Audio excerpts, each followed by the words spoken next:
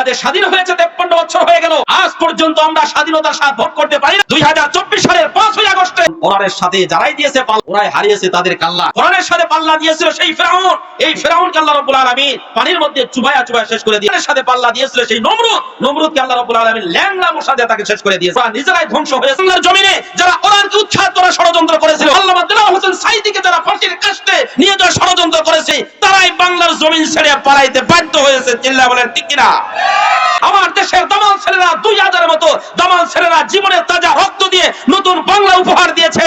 আমরা চাই আগামীর দিনে এই দেশটা হবে কোরআনে দেয়া। চিল্লা বলেন ঠিক কিনা? আল্লাহ রাব্বুল আলামিন কোরআনুল কারীমের মধ্যে জানিয়ে দিলেন, কুল হাল নুনাব্বিউকুম বিল আখসারিনা আ'মালা الذين ضل سعيهم في الحياة الدنيا وهم يحسبون أنهم يحسنون صنعا। আল্লাহ কোরআন সূরা কাহাফ 6 নম্বর রুকু, 12 নম্বর রুকু, 16 নম্বর পারা, 3 নম্বর পৃষ্ঠা, সূরা কাহাফের 103 এবং 4 নম্বর আয়াতের মধ্যে আল্লাহ রাব্বুল আলামিন ওই সমস্ত ব্যক্তিদেরকে জানায় দিলেন, নবী আপনি জানায় দিন, কুল হে নবী আপনি বলে দিন, হাল নুনাব্বিউকুম বিল আখসারিনা আমালা, যারা আমল করার পরেও সবচাইতে বেশি ক্ষতিগ্রস্ত, আমল করে, নামাজ পড়ে, রোজা করে, হজ করে, যাকাত দেয়, তারপরেও সবচাইতে বেশি ক্ষতিগ্রস্ত কারা? নবী ওই সমস্ত ব্যক্তিদেরকে আমি আপনাকে ঠিকানা দিব কিনা, ওই সমস্ত ব্যক্তিদের নাম বলে দিব কিনা, তারা কারা?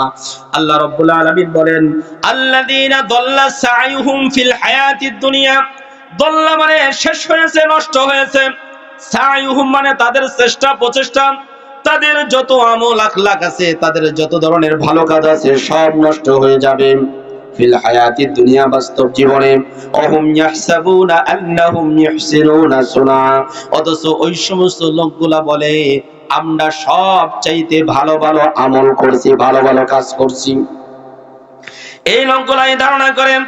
আল্লাহ রাব্বুল আলামিন বলেন ওই সমস্ত লোকদের কোনো আমল কাজে আসবে না, ওই সমস্ত লোকদের কোনো আমলই আল্লাহর দরবারে কবুল হবে না। তারা কারা? কোরআন আমাদেরকে জানিয়ে দিচ্ছেন, উলাইকাল্লাযীনা কাফারু বিআয়াতি রাব্বিহিম ওয়া লিকাইহি ফাহাবিতাত أعمالهم فلا نقيم لهم يوم القيامة وزنا।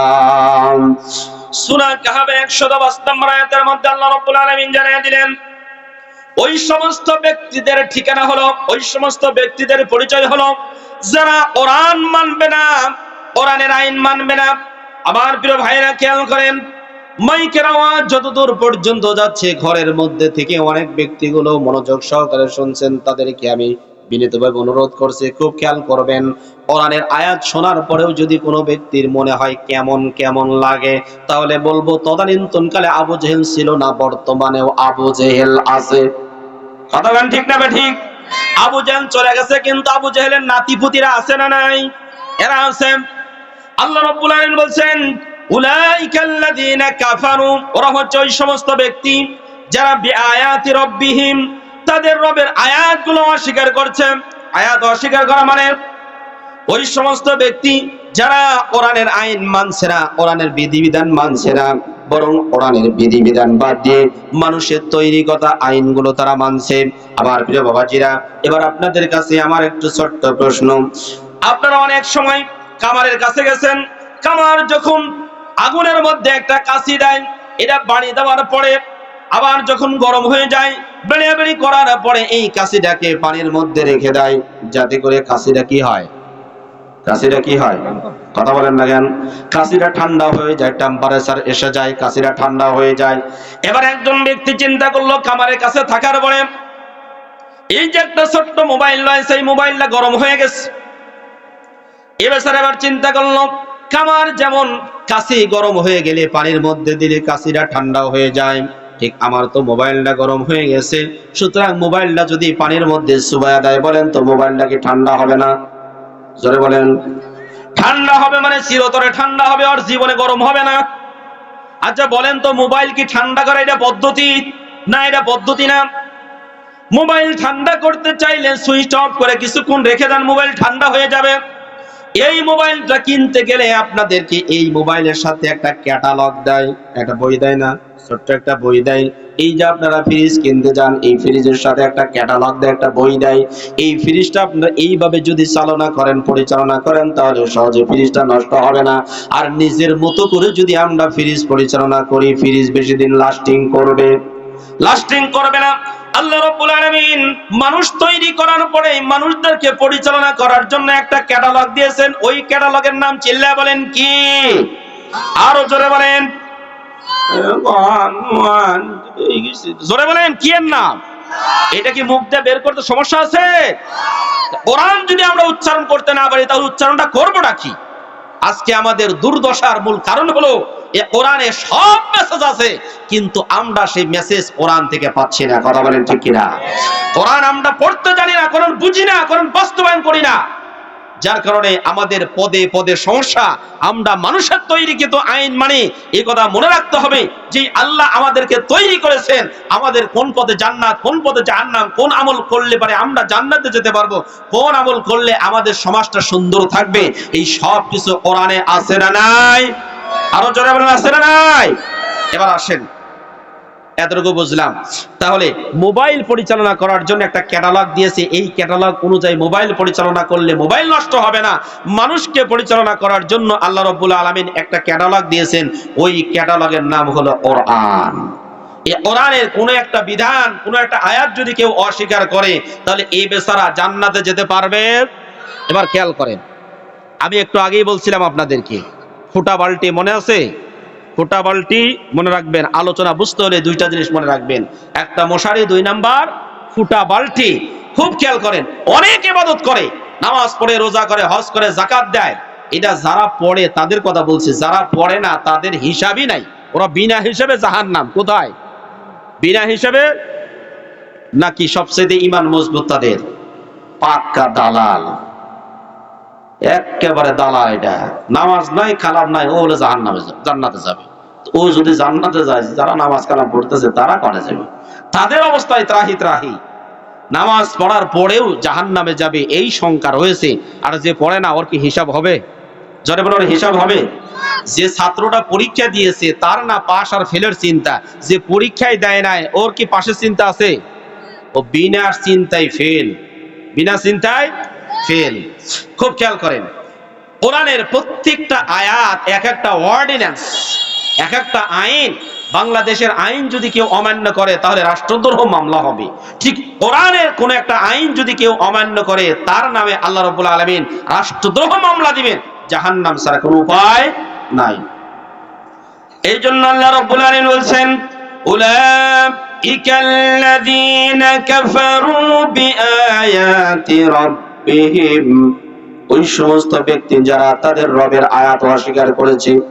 আয়াত অস্বীকার করেছে মানে কোরআনের আইন মানে, কোরআনের আইন মানে নাই। তারা কার্ল মার্কস, লেনিন, মাও সেতুং, কেউ বাবার স্বামীর ধর্ম, কেউ বাবার জীবন বিধান সমাজে বাস্তবায়ন করার জন্য চেষ্টা করেছে। আল্লাহর তৈরিকৃত আইন ভালো লাগে নাই, কোরআন তাদের কাছে পছন্দ হয় নাই। কোরআন দিয়ে ব্যক্তিগত জীবন, পারিবারিক জীবন, সামাজিক জীবন, রাষ্ট্রীয় জীবন, আন্তর্জাতিক জীবন পরিচালনা যারা করে নাই, কিয়ামতের ময়দানে কোরআন তাদের বিরুদ্ধে মামলা দায়ের করবে। এতটুকু আমার যাওয়ার সুযোগ নেই। আল্লাহ রাব্বুল আলামিন বলছেন, ওয়ালিকাইহি, যেই সমস্ত লোকগুলা কোরআন মানবে না, 2 নম্বরে তার রবের সাথে সাক্ষাতের কোনো আশঙ্কাও রাখবে না, সম্ভাবনাও রাখবে না। আল্লাহ রাব্বুল আলামিন বলেন, ফাহাবিতাত আমালুহুম, ওদের যত আমল আছে সব নষ্ট হয়ে যাবে। ফালা নুকিমু লাহুম ইয়াউমাল কিয়ামাতি ওয়াজনা, কিয়ামতের ময়দানে ওদের আমলগুলো ওজনই করা হবে না, বিনা ওজনে ওদেরকে আল্লাহ জাহান্নামে দিয়ে দিবেন, বিনা ওজনে জাহান্নামে দিয়ে দিবেন। সুতরাং এই কোরআনের আইন মানা দরকার আছে না নাই? আরো জোরে বলেন, মানা দরকার আছে না নাই? কোরআন কিভাবে মানবেন? কোরআন পূর্ণাঙ্গ রূপে মানতে হবে। আমি সবগুলো আয়াত বলতে পারছি না। 2 নম্বর পারার 11 নম্বর পৃষ্ঠা 208 নম্বর আয়াত পড়বেন। ইসলাম মানতে হবে পূর্ণরূপে, আংশিক মানলে ফুটা বালতি, আংশিক মানলে ফুটা বালতি আর মশারি হবে, ওটা দিয়ে জান্নাতে যাওয়া যাবে না। সম্মানিত ভাইরা আমার, সুতরাং কোরআন যদি মানতে চায় তাহলে এই কোরআনটা নিয়ে যেতে হবে ওই সংসদ পর্যন্ত। কথা বলেন ঠিক না ঠিক? বাংলাদেশ স্বাধীন হয়েছে 53 বছর হয়ে গেল, আজ পর্যন্ত আমরা স্বাধীনতার স্বাদ ভোগ করতে পারি নাই। 2024 সালের 5ই আগস্টে আমার দেশের দামাল ছেলেরা 2000-এর মতো দামাল ছেলেরা জীবনের তাজা রক্ত দিয়ে নতুন বাংলা উপহার দিয়েছে। আমরা চাই আগামীর দিনে এই দেশটা হবে কোরআনের দেশ। চিল্লায় বলেন ঠিক কিনা? কোরআনের দেশ আমরা চাই তো। এখন কোরআনের এই কথা বললে যদি কারো মনের ভিতরে কেমন কেমন লাগে, তাহলে বলবো সূরা কাহাফের 105 নম্বর আয়াতের নিরিখে তুমি জাহান্নামে যাবা। যত বড় নেতা হওয়ার খেতা হও, কোরআনের কাছে সব নেতা শেষ। কোরআনের কাছে এসে একজন ছোট্ট বিড়ালের মতো হয়ে যাবে, ছাত্র হয়ে যেতে হবে। কোরআন যা বলবে তা যদি আমার জীবনে উল্টা থাকে, তাহলে আমার জীবনটাকে পরিবর্তন করতে হবে। আমার জীবনের সাথে যদি না মেলে, তাহলে কি কোরআনের ওই আয়াতটা কলম দিয়ে কেটে দিব? জোরে বলেন, কেটে দিব না কি করব? আমার জীবনটা পরিবর্তন করতে হবে।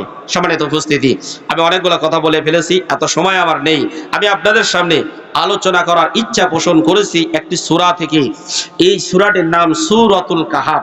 সূরাটির নাম কি? সূরাতুল কাহাফ। আমার সাথে একটু আওয়াজ দিয়ে বলেন তো সূরাটির নাম কি? সূরা কাহাফ। কোরআনুল কারীমের ধারাবাহিকতার দিক থেকে এই সূরাটা 18তম সূরা। কয় নাম্বার সূরা? 18তম সূরা। এই সূরাতে আয়াতে কারিমা রয়েছে 110টি, রুকু আছে 12টি।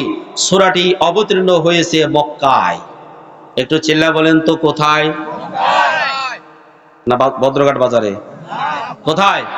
মক্কায়। আয়াতে কারিমা রয়েছে কয়টি? 110টি। যতক্ষণ পর্যন্ত আমরা এখানে থাকবো ততক্ষণ পর্যন্ত এটা একটা কোরআনের ক্লাস। সুবহানাল্লাহ বলেন। কিসের ক্লাস?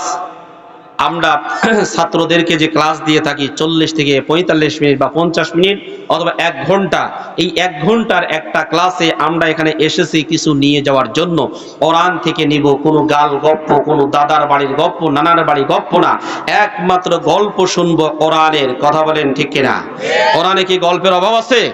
নাহনু নাকুসু আলাইকা আহসানাল কসাস। সূরা ইউসুফের মধ্যে হিস্টোরি অফ দ্য ইউসুফ আলাইহিস সালামের কিচ্ছা কাহিনী বর্ণনা করতে গিয়ে আল্লাহ বলেছেন, পৃথিবীতে যত কিচ্ছা আছে, যত কাহিনী আছে, তার মধ্যে সবচেয়ে উত্তম কাহিনী হলো ইউসুফ আলাইহিস সালামের কাহিনী। সুতরাং কোরআনে কিচ্ছা আছে না নাই? এরপরে সূরা কসস 20 নম্বর পারা 4 নম্বর পৃষ্ঠা কসস নামক সূরা আছে। এর ভিতরে 4 জনকে নিয়ে আলোচনা করা হয়েছে। 1 ফেরাউন, 2 হামান, 3 কারুন, আরেকজন নবী মুসা। এই 4 জনকে নিয়ে ওই সূরার মধ্যে আলোচনা করা হয়েছে। সুতরাং কোরআন থেকে হাজারো কিচ্ছা আছে, বাইরে থেকে কিচ্ছা বলার কোনো সুযোগ মোটে নাই। কারণ মান ক্বালা বিহি সাদাকা, তিরমিজি শরীফের হাদিস এসেছে, যেই ব্যক্তি কোরআন দিয়ে কথা বলল সেই ব্যক্তি সত্য কথা বলল। ওমান হাকামা বিহি আদালা, যেই ব্যক্তি কোরআন দিয়ে বিচার ফায়সালা করলো সেজন্য ইনসাফপূর্ণ বিচার ফায়সালা করলো। ওমান দাআ বিহি হুদিয়া ইলা সিরাতিম মুস্তাকিম, যেই ব্যক্তি কোরআন দিয়ে মানুষদেরকে আহ্বান করলো সেই ব্যক্তি জান্নাতের পথের দিকে আহ্বান করলো। সুবহানাল্লাহ। সুতরাং কোরআন দিয়ে কথা বললে সত্য কথা হয়। কোরআন দিয়ে বিচার ফায়সালা না করলে, মানুষের মন্ত্র তন্ত্র দিয়ে বিচার ফায়সালা করলে কোনোদিন ইনসাফপূর্ণ বিচার হয় না। আজকে আমরা মন খুলে কথা বলবো ইনশাআল্লাহ। তাহলে আমরা সূরা কাহাফ থেকে আলোচনা করব ইনশাআল্লাহ। সূরা কাহাফে কয়টা যেন আয়াত আছে? সবাই বলেন কয়টা আয়াত আছে? 110টি। রুকু আছে কয়টি? জোরে, রুকু কয়টি? ছোটরা বলছে ঠিক আছে, রুকু আছে 12টি। সূরাটা অবতীর্ণ হয়েছে কোথায় যেন? মক্কায়। রুকু আমরা বললাম। এই ধারাবাহিকতার দিক থেকে কয় নাম্বার সূরা? 18 নাম্বার সূরা। মনে রাখতে হবে, ক্লাসে শিক্ষকরা পড়া দেন, ছাত্রদের যদি মনে থাকে শেষ মেশে একটু আবার জিজ্ঞাসা করে কি কি পড়া দিয়েছি, ভালো ছাত্র সব গটগট করে বলে দেয়। তো আপনারা আজকে ছাত্র হয়ে বসছেন, আমি শিক্ষক হয়ে বসছি। আমি আবার যখন ওখানে যাব তখন ছাত্র হবে, এখানে যিনি থাকবেন তিনি হবেন শিক্ষক। আমরা সবাই কথা শুনবো কোথা থেকে? জোরে বলেন কোথা থেকে? আরো জোরে বলেন কোথা থেকে? কোরআন থেকে কথা শুনতে কোনো ধরনের সমস্যা আছে? কোনো সমস্যা নাই, কোনো ভয় নাই, কোনো বাধা নাই। যারা এতদিন পর্যন্ত বাধা দিয়েছে তারা তাদের কপাল নিয়ে চলে গেছে। এখনো যদি কোনো ব্যক্তি কোরআনের কথা বলতে গেলে বাধা দেয়, তাহলে তারাও তাদের মতো কপাল নিয়ে চলে যাবে। কথা কোন ঠিক না ঠিক? কারণ কোরআনের সাথে যারাই দিয়েছে পাল্লা, ওরাই হারিয়েছে তাদের কাল্লা। কোরআনের সাথে পাল্লা দিয়েছিল সেই ফিরআউন, এই ফিরআউনকে আল্লাহ রাব্বুল আলামিন পানির মধ্যে চুবায়া চুবায়া শেষ করে দিয়েছে। কোরআনের সাথে পাল্লা দিয়েছিল সেই নমরুদ, নমরুদকে আল্লাহ রাব্বুল আলামিন ল্যাংড়া মশা দিয়ে তাকে শেষ করে দিয়েছে। কোরআনের সাথে পাল্লা দিয়েছিল সেই সাদ্দাত, সাদ্দাতকে আল্লাহ রাব্বুল আলামিন তার তৈরি কিন্তু জান্নাতের মধ্যে প্রবেশ করতে দেন নাই। আবু জেহেল, আবু লাহাব, উতবা, সাইবা বিশ্বনবীকে হত্যা ষড়যন্ত্র করেছিল, বিশ্বনবীকে হত্যা করতে পারে নাই, বরং ওরা নিজেরাই ধ্বংস হয়েছে। আজও বাংলার জমিনে যারা কোরআনকে উচ্ছেদ করার ষড়যন্ত্র করেছিল, আল্লামা দেলোয়ার হোসেন সাঈদীকে যারা ফাঁসির কাস্টে নিয়ে যাওয়ার ষড়যন্ত্র করেছিল, কিছুদিনের ব্যবধানে তারাই বাংলার জমিন ছেড়ে পালাইতে বাধ্য হয়েছে। চিল্লা বলেন ঠিক কিনা? সুতরাং মনে রাখতে হবে, এটা মনে রাখতে হবে, কোরআনের সাথে যেই বাহাদুরি করতে আসবে ওরা কোনোদিন তাদের অস্তিত্ব টিকে রাখতে পারবে না। কারণ আমরা সবাই দুর্বল, শক্তিশালী জোরে বলেন কে? আরো জোরে বলেন শক্তিশালী কে? ওয়ান্নাল কুওয়াতা লিল্লাহি জামিআ, সকল ক্ষমতার উৎস হলেন একচ্ছত্র আল্লাহ। এই পৃথিবীর কত বাগা বাগা মানুষকে আল্লাহ রাব্বুল আলামিন থাপ্পড় দিয়া বিতাড়িত করে দিয়েছে। এই জর্জ ডব্লিউ বুশ কি পরিমাণ আক্রমণ করেছে ইরাকের উপরে, এরপরে আফগানিস্তানের উপরে 20 বছর পর্যন্ত জুলুম নির্যাতন করেছে, তাদের মা বোনদেরকে শেষ করে দিয়েছে। শেষ পর্যন্ত আল্লাহ রাব্বুল আলামিন সেই বুশকে জুতার বাড়ি খাওয়ায়া বিতাড়িত করেছেন। ওই আল্লাহ আছে না নাই? আমাদের দেশেও এইরকম অত্যাধিক অহংকারী জালিম ব্যক্তি ছিল, যারা বলেছিল পৃথিবীতে এমন কোন শক্তি নাই যেই শক্তি আমাদেরকে এই মঞ্চ থেকে নামাইতে পারে। এই কথা বলার 12 দিনের মাথায় আল্লাহ রাব্বুল আলামিন শুধু নামানি নাই, পিছনের দরজা দিয়ে চোরের মতো পলাইতে বাধ্য হয়েছে। ওই আল্লাহ আছে, জোরে বলেন আছে। সুতরাং ভয় পাওয়ার কোনো কারণ নাই, সামনের দিকে নারায়ে তাকবীরের ধ্বনি নিয়ে আগাইতে থাকবেন। যারা জালিম কোরআন বিরোধী আছে ওদের অন্তরের মধ্যে আল্লাহ এমন ভয় ঢুকিয়ে দিবে, ওরা লুঙ্গি তুলে নিয়ে দৌড়বে, ওরা থাকতে পারবে না। সম্মানিত উপস্থিতি, আসুন সূরা কাহাফ, এই সূরা কাহাফটা অত্যন্ত গুরুত্বপূর্ণ একটি সূরা। এই সূরা এত গুরুত্বপূর্ণ, এই সূরা থেকে যদি আলোচনা করা যায় ঘন্টার পর ঘন্টা আলোচনা করলেও এই আলোচনা শেষ হবে না। তবে আমি খুব অল্প সময়ের মধ্যে, খুব বেশি হলে আধা ঘন্টা, তো 15 বাজে, হুজুরকে আমি 9:30 আসতে বলেছি, আমি হয়তো 9:45 পর্যন্ত একটু কথা বলবো, তারপরে শেষ করে দেব ইনশাআল্লাহ। সম্মানিত উপস্থিতি, সূরাতুল কাহাফ এটা অত্যন্ত ফজিলতপূর্ণ একটি সূরা। আলী ইবনে হাসান রাদিয়াল্লাহু তাআলা আনহু বর্ণনা করেন, মান ক্বারাআ সূরাতাল কাহফি ইয়াওমাল জুমআহ ফাহুয়া মা'সুমুন ইলা 8 আইয়ামিন মিন কুল্লি ফিতনাহ ওয়া ইন খারাজাদ দাজ্জালু উসিমা মিনহু। বিশ্বনবী বর্ণনা করেন, কোন একজন ব্যক্তি যদি প্রত্যেকটা জুমার দিনে সূরা কাহফের তেলাওয়াত করেন, তাহলে আগামী 7 দিন অথবা 8 দিন যে সময় রয়েছে, এই 8 দিন সময় পর্যন্ত আল্লাহ রাব্বুল আলামিন তাকে সব ধরনের বিপদ আপদ থেকে হেফাজতে রেখে দিবেন। আমি বলার আওয়াজ বাড়াই, তোমার সাউন্ড কমে যায় কেন? হ্যাঁ সাউন্ড দাও। আমি ছোট মানুষদের কি পছন্দ হয় কম নাকি? আলোচনা চলবে, যারা বলেন চলবে। হ্যাঁ, ও মাঝে মাঝে বলতে হয় ওদেরকে, এটা ওদের অভ্যাস, যতই বলবেন সমস্যা নেই আর কি। দেখ ভালো আছে, বাইকটা কানের দিকে দিয়েছে। বিশ্বনবী বর্ণনা করেন, যারা প্রত্যেকটা জুমার দিন সূরা কাহাফ তেলাওয়াত করবে, ওই সমস্ত ব্যক্তিগুলো 8 দিন পর্যন্ত আল্লাহ রাব্বুল আলামিন তাদেরকে যাবতীয় বিপদ আপদ থেকে হেফাজত করবেন।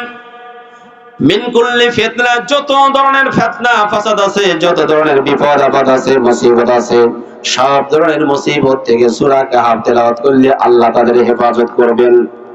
এই পৃথিবীতে যত ধরনের বিপদ আছে, সমস্ত বিপদের মধ্যে সবচেয়ে বড় একটা বিপদ হলো দাজ্জালের বিপদ। দাজ্জাল আসার পরে মানুষদেরকে বলবে এই সাইডে জান্নাত রয়েছে, এই সাইডে জাহান্নাম। দাজ্জাল এর এখানে লেখা থাকবে, কপালে লেখা থাকবে কাফারা, কাফের, কাফালি ফারা, কাফের। যেই সমস্ত ব্যক্তিগুলোর ঈমান মজবুত, ওই সমস্ত ব্যক্তিগুলো তাকে দেখলে চিনবে, আর যাদের ঈমান দুর্বল তারা দেখলে চিনবে না। এই দাজ্জাল বলবে তুমি যদি আমার প্রতি বিশ্বাস স্থাপন করো, আমাকে মেনে নাও, তাহলে তোমাকে জান্নাত দেখায় দিব, জান্নাতের মধ্যে দিব। ও জান্নাত দেখাবে, আসলে ওটা জান্নাত না। আপনারা জানেন এই যে বেলকিবাজি খেলা দেখায় না, বেলকিবাজি খেলা, এই যে মক্কা দেখা যায়, অমুক দেখা যায়, তমুক দেখা যায়, আছে না নাই? আসলে আগে দেখাইছে, এগুলো এখন আর নাই। এই যে বেলকিবাজি খেলা, এগুলোর আসলে কোনো অস্তিত্ব নাই।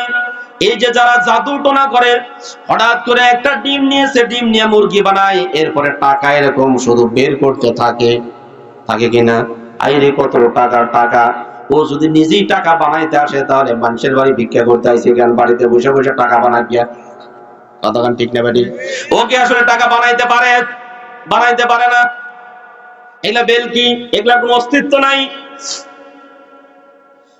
এই দাজ্জাল যখন তাদেরকে বলবে, তোমরা যদি আমার প্রতি ঈমান আনো তাহলে জান্নাতের মধ্যে দিব, যেই মুহূর্তে জান্নাতের মধ্যে যাবে, দেখবে দাও দাও করে আগুন জ্বলছে, আসলে জান্নাত না। আর যারা তার প্রতি বিশ্বাস স্থাপন করবে না, বরং এক আল্লাহর প্রতি অবিচল আস্থা এবং বিশ্বাস রাখবে, ওই সমস্ত ব্যক্তিগুলা যেই মুহূর্তে তাকে অস্বীকার করবে, জাহান্নামের মধ্যে দিবে। আসলে ওটা জাহান্নাম না, ওটাই হলো জান্নাত। সুবহানাল্লাহ বলেন। এই দাজ্জালের হাত থেকে, দাজ্জালের ফিতনা থেকে আল্লাহ রাব্বুল আলামিন তাদেরকে হেফাজত করবেন। আনাস রাদিয়াল্লাহু তাআলা আনহু থেকে আরেকটি হাদিস বর্ণিত রয়েছে, তিনি বলেন, মান ক্বরাআ বিহা উতিয়া নূরাম বাইনাস সামাই ওয়াল আরদি ওয়া বাকিয়া বিহা ফিতনাতাল কবরি। যেই ব্যক্তি সূরা কাহাফ প্রত্যেকটা জুমার দিন তেলাওয়াত করবে, সেই ব্যক্তিকে আল্লাহ রাব্বুল আলামিন এমন স্পেশাল একটা নূর দান করবেন, এমন একটা টর্চ দিবেন, এমন একটা লাইট দিবেন, যেই লাইটের কারণে এই বেচারা সামনের দিকে দেখে দেখে জান্নাত পর্যন্ত পথ পাড়ি দিতে থাকবেন, জান্নাত পর্যন্ত পৌঁছে যাবেন। এরপরে এই ব্যক্তিকে কবরের ফিতনা থেকে হেফাজত করা হবে, রক্ষা করা হবে। আমার প্রিয় বাবাজিরা, এইরকম ভাবে অনেকগুলো ফজিলতের কথা এই সূরা কাহাফের মধ্যে বর্ণিত রয়েছে। আমি দুইটা ফজিলতের কথা বললাম, আরেকটি ফজিলতের কথা আমি বর্ণনা করছি।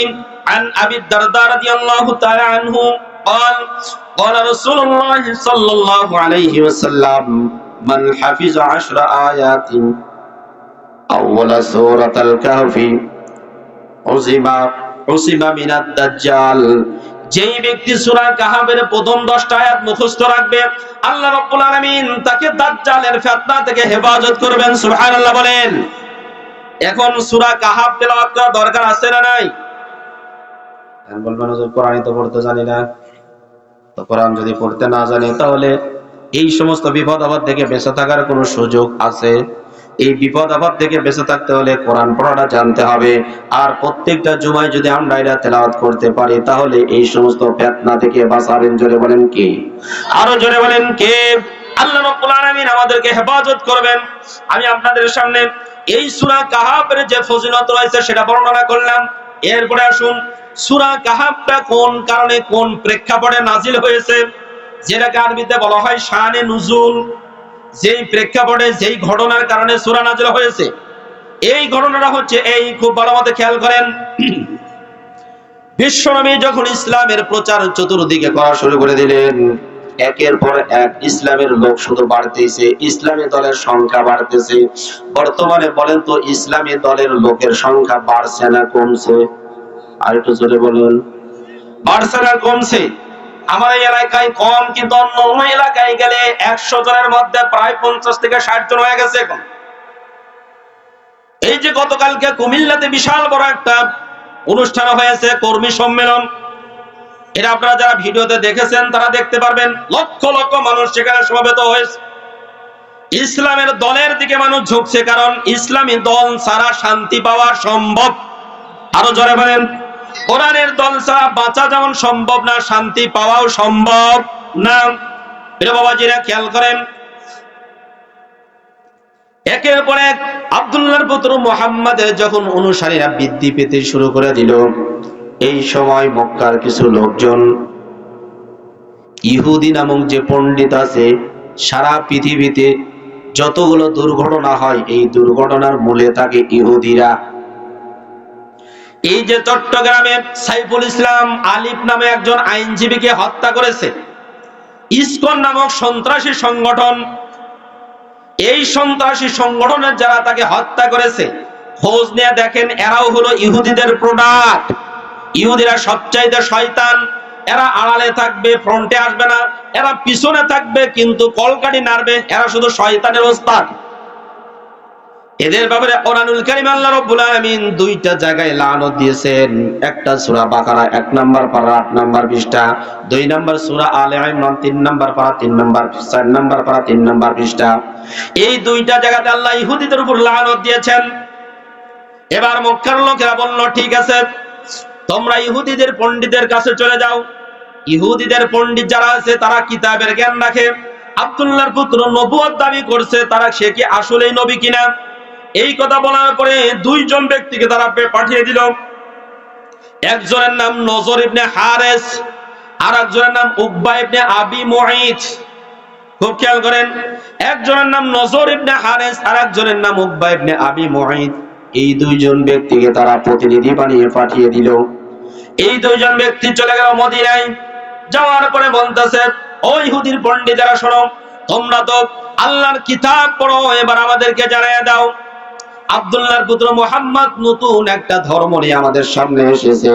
তোমাদের কাছে আমাদের প্রশ্ন হলো, এই আব্দুল্লাহর পুত্র মুহাম্মদ যে নতুন ধর্ম নিয়ে এসেছে, আসলে কি সেই ধর্ম সঠিক কিনা, সে কি সঠিক নবী কিনা, আমাদেরকে একটু জানায়া দাও। ইহুদিদের পণ্ডিতেরা এবার জানিয়ে দিল, শোনো, সে সঠিক নবী কিনা এটা যদি জানতে চাও তাহলে তাকে 3টা প্রশ্ন করবে। জোরে বলেন, কয়টা? আরো জোরে, জোর হলো না। মাগরিবের ফরজ নামাজ কয় রাকাত? আরো জোরে বলেন না সবাই। 3টা প্রশ্ন করবে। এই 3টা প্রশ্নের যদি সঠিক উত্তর দিতে পারে তাহলে খাঁটি নবী। এই 3টা প্রশ্নের উত্তর যদি সঠিকভাবে দিতে না পারে তাহলে সে ভেজাল নবী, ভুয়া নবী। খুব ভালো মতো খেয়াল করেন, 3টা প্রশ্নের উত্তর দিতে হবে। এই 3টা প্রশ্ন এবার তাদের থেকে শিখে নিয়ে আসলো। কি প্রশ্ন? তারা 1 নম্বরে শিখে দিল, তোমরা যা জিজ্ঞাসা করবে, রূহ এটা কি জিনিস, রূহ এটা কোথায় থাকে, এরা সম্পর্কে তোমরা জিজ্ঞাসা করবা। 2 নম্বরে ওই সমস্ত যুবকদের ব্যাপারে জিজ্ঞাসা করবা। 7 জন যুবক, তারা তাদের এলাকা ছেড়ে অন্য এলাকায় চলে গিয়েছিল। কি কারণে তারা অন্য এলাকায় চলে গেল, কোন কালের সেই যুবকটা, এই 7 জন যুবক কোন জামানার ছিল, ওই জামানার বাদশার নাম কি ছিল, তোমরা একটু জিজ্ঞাসা করবা। 3 নম্বরে এমন কোন বাদশা ছিল যেই বাদশা দুনিয়ার এক প্রান্ত থেকে আর এক প্রান্ত শাসন কার্য পরিচালনা করেছে, এই বাদশার নামটা কি ছিল। এই হলো 3টা প্রশ্ন। জোরে বলেন, কয়টা প্রশ্ন? কয়টা? এই 3টা প্রশ্ন তাদের কাছে করবে। তাহলে 1 নাম্বার প্রশ্ন কি মনে নাই? 1 নাম্বার প্রশ্ন, রূহ কি জিনিস? আমার কথার সাথে উত্তর দিবেন। রূহ এটা কি জিনিস? রূহ মানে আত্মা। এই যে আমরা বলি না, ইন্না লিল্লাহি ওয়া ইন্না ইলাইহি রাজিউন, নান্টু মিয়া আর নাই, কে নাই? নান্টু মিয়া আর নাই। বাড়িতে যা দেখে নান্টু মিয়া শুয়ে আছে। নান্টু মিয়া কি হয়েছে? নান্টু মিয়া শুয়ে আছে, কোনো সমস্যা নেই। শুধুমাত্র নান্টু মিয়া আর কথা বলতে পারে না। নান্টু মিয়া আগে নিঃশ্বাস নিয়েছে, এখন আর নিঃশ্বাস নিতে পারে না। নান্টু মিয়ার নামের শুরুতে একটা শব্দ যুক্ত হয়েছে, তা হলো মৃত নান্টু মিয়া। নান্টু মিয়ার লাশ। নান্টু মিয়া আর জীবিত নাই। তার হাত, পা, চোখ, কান, নাক, মুখ সব রয়েছে, কিন্তু নান্টু মিয়া নাই। হে নান্টু মিয়া কোনটা? এর নাম হলো রূহ বা আত্মা। এটা যদি না থাকে, নান্টু মিয়া দিয়ে কি আর কাজ হবে? জোরে বলেন, নান্টু মিয়া দিয়ে কাজ হবে? কোনো কাজ হবে না। বাস এই 2 জন ব্যক্তি, নজর ইবনে হারেস, উকবা ইবনে আবি মুঈত, এরা 2 জন চলে আসলো। আসার পরে খেয়াল করেন, আসার পরে এবার জিজ্ঞাসা করতেছে, এই আব্দুল্লাহর পুত্র মুহাম্মদ, শোনো, তোমার সাথে আমাদের একটা চুক্তি হয়ে যাক। এত কেসাল মেসাল ভালো লাগে না। তুমি নতুন একটা ধর্মের আবির্ভাব করেছো, নতুন ধর্মের দাওয়াত দিচ্ছ। তোমাকে আমরা 3টা প্রশ্ন করব। এই 3টা প্রশ্নের উত্তর দিতে পারলে আমরা মুসলমান হয়ে যাব। সুবহানাল্লাহ বলেন। কয়টা প্রশ্নের উত্তর? 3টা প্রশ্নের উত্তর। আচ্ছা, এই 3টা প্রশ্ন শোনা দরকার আছে না নাই? যারা বলেন, আমরা কি এটা নিজেদের পক্ষ থেকে উত্তর দিব না কোরআন দিয়ে উত্তর দিব? যারা বলেন, কি দিয়ে? কোরআন যদি উত্তর দেয় আমাদের শুনতে কোনো সমস্যা আছে? যারা বলেন সমস্যা আছে? সমস্যা নেই। বাস বিশ্ব নবীর কাছে সাধারণত ওহী আসে, তার কাছে যখন তারা এসে এই 3টা কথা বলল, বলার পরে তিনি বললেন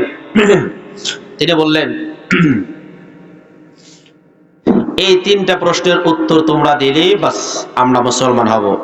বিশ্বনবী তখন বললেন, ঠিক আছে, আগামীকালকে তোমাদেরকে এই প্রশ্নের উত্তর দেব। এই কথা বললেন।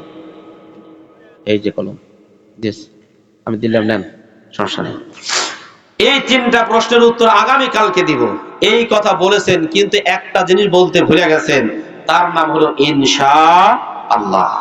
আগামীকালকে এই প্রশ্নের উত্তর দিব ইনশাআল্লাহ বলতে তিনি ভুলে গেছেন, এই কথা বলতে পারেন নাই, বলেন নাই।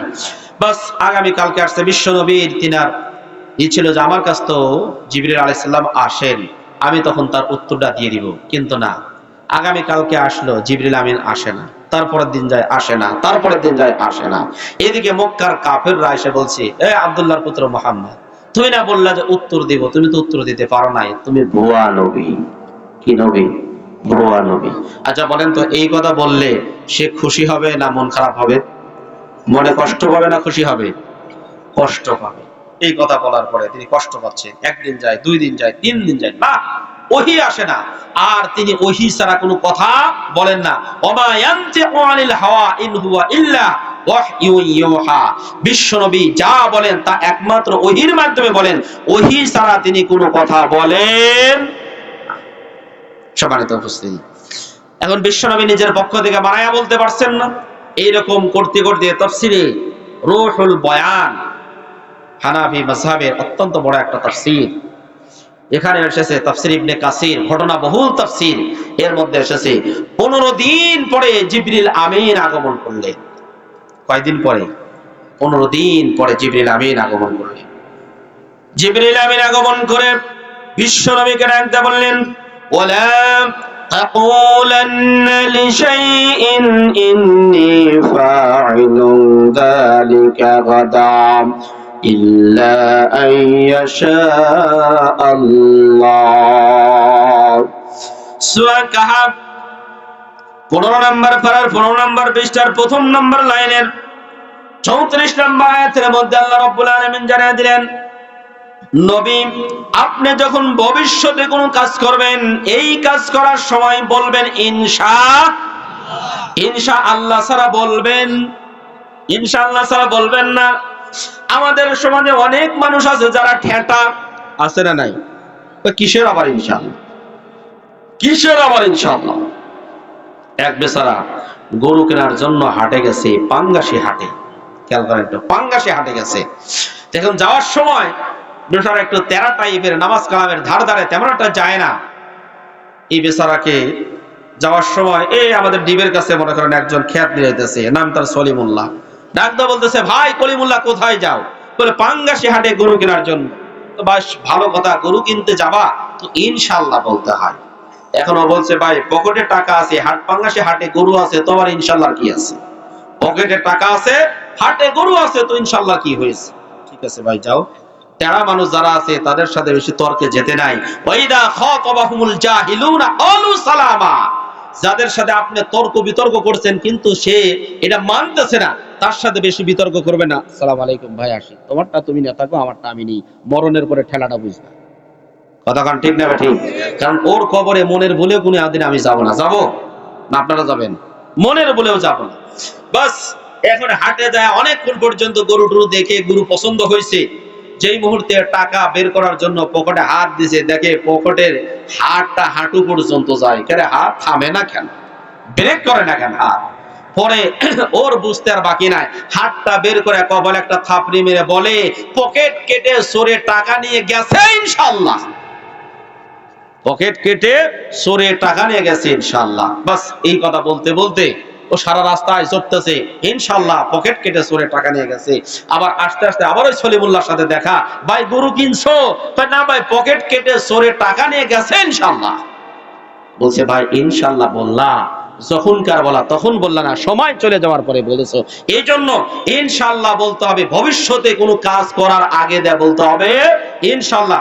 দুঃসংবাদ শুনলে বলতে হবে ইন্না লিল্লাহ, ভালো সংবাদ শুনলে বলতে হবে আলহামদুলিল্লাহ, আশ্চর্যজনক কোনো কথা শুনলে বলতে হবে সুবহানাল্লাহ। মনে থাকবে? এই 4টা বাক্য মনে থাকবে আমার প্রিয় বাবাজিরা। তাহলে প্রশ্ন করছে কয়টা? জোরে বলেন কয়টা? 1 নম্বরে রূহ কি জিনিস। যাই হোক, সূরা নাজিল হলো।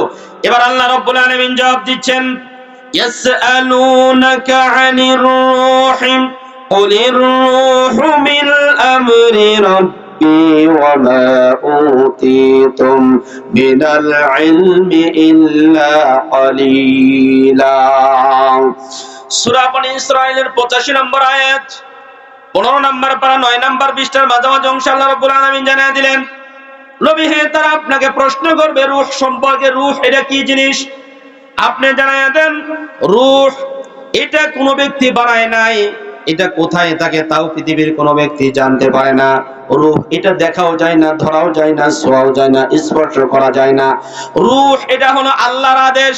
যতক্ষণ পর্যন্ত একজন মানুষ এই দুনিয়াতে বেঁচে থাকবেন, এই আদেশটা আল্লাহ রাব্বুল আলামিন যতক্ষণ পর্যন্ত তাকে দিয়েছেন ততক্ষণ পর্যন্ত তার ভিতরে রূহটা থাকবে।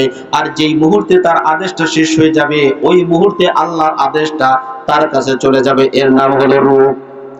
রূহ এটা দেখা যায় না, ধরা যায় না, ছোঁয়া যায় না। পৃথিবীর বহু বিজ্ঞানী অনেক তালাশ করেছেন, কিন্তু রূহ ধরতে পারেন নাই। এক নম্বরের প্রশ্নের উত্তর গেল। এক নম্বর প্রশ্ন দিছিল, রূহ এটা কোথায় থাকে বলেন তো? রূহ কোথায় থাকে? মানুষের কোথায় থাকে দেহের মধ্যে, কেউ বলতে পারে না। রূহটা হলো আল্লাহর আদেশ, সুতরাং এটা কেউ বলতে পারে না। 2 নম্বরে তারা প্রশ্ন করেছিল ওই 7 জন যুবক যারা জালিমের অত্যাচারে তারা দেশ ত্যাগ করেছিল, কোন সময়কার ঘটনা? আল্লাহ রাব্বুল আলামিন ওই যুবকদের জন্য একটা সূরা নাজিল করে দিলেন। ওই সূরাটার নাম হলো কাহাফ। কাহাফ মানে গর্ত। এই 7 জন যুবক তদানীন্তনকালের একজন জালিম বাদশা ছিল, নাম তার দিকিয়ানুস। এই জালিম বাদশা, পৃথিবীতে যত জালিম বাদশা আছে তাদের প্রধানত 3টা বৈশিষ্ট্য থাকে। 1 নম্বরে, পৃথিবীতে যত জালিম বাদশা আছে তাদের 1 নম্বর বৈশিষ্ট্য হলো তারা জালিম হয়। 2 নম্বরে তারা মারাত্মক তারা মূর্তি পূজক হয়। 3 নম্বরে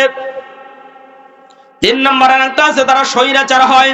পৃথিবীতে যত জালিম শাসক আছে তাদের এই 3টা বৈশিষ্ট্য। 1 নম্বরে হলো তারা জালিম, 2 নম্বরে স্বৈর শাসক, 3 নম্বরে তারা হয় 3 নম্বরে তারা মূর্তি পূজক হয়। আমি একটু আস্তে আস্তে করে আসি। এই তিনটা যে বৈশিষ্ট্য ওই বাদশা দিকিয়ানুসের মধ্যে ছিল কিনা, এমন জালিম বাদশা আমাদের পৃথিবীতে এখনো আছে না নাই, এটা আমরা একটু পরে দেখব। আমার প্রিয় বাবাজিরা, এই 7 জন যুবকের ব্যাপারে আল্লাহ রাব্বুল আলামিন সূরা কাহাফের মধ্যে বিস্তারিত আলোচনা করলেন। এই যুবকগুলোর নাম কি ছিল, কোথা থেকে কেন আসলেন, কোন কারণে তারা চলে গেলেন, কোন গর্তের মধ্যে তারা আশ্রয় গ্রহণ করলেন, এই গর্তের মধ্যে তারা কতদিন পর্যন্ত ছিলেন, কেন ছিলেন, আবার উঠলেন কিনা, আবার খাবার খাইতে গেলেন কিনা, 300 কয় বছর পর্যন্ত তারা বেঁচে ছিলেন, এতদিন পর্যন্ত কেমনে ছিলেন, সব কিছুই সূরার মধ্যে দেওয়া আছে। 3 নম্বরে প্রশ্ন হলো, এমন কোন বাদশা যিনি সারা পৃথিবী ধরে শাসন ক্ষমতা পরিচালনা করেছেন? আল্লাহ রাব্বুল আলামিন কোরআনুল কারীমের মধ্যে পরিচয় দিয়ে দিলেন। এই বাদশার নাম হলো যুলকারনাইন, বাদশা সেকেন্দার। কি নাম? বাদশা সেকেন্দার।